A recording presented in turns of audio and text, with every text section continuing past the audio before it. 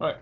In this particular case, the first thing that you want to look to do is factor the numerator and denominator completely.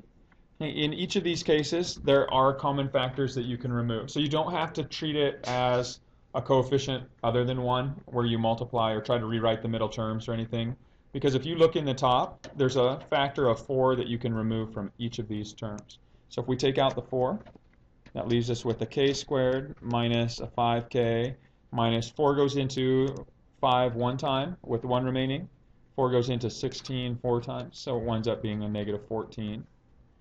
In the denominator, same thing. If you look at each of the terms, there's a common factor you can remove of 2, leaving a k squared minus 8k plus 7. And so now we can continue to factor this. In looking at it, I can already simplify. 2 goes into 4 twice. So when I write my remaining factors here, I have a 2 in the numerator.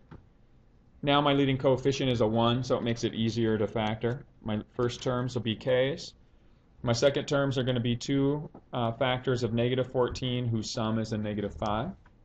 So that's a negative 7 and a positive 2. And then in my denominator, again, I'm going to look to factor. My leading coefficient is a 1. So the binomial factors will have k's as the first term. And the second terms will be the two factors of positive 7 whose sum is negative 8. So negative 7 and negative 1.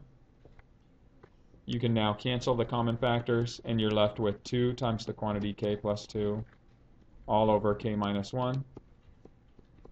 And once again, you see that you did cancel a factor from the denominator. So we have to account for the domain restriction there. Oops. So when we write this, it's a k, not an x, but k is not equal to 7 is the domain restriction that's not apparent in the simplified form.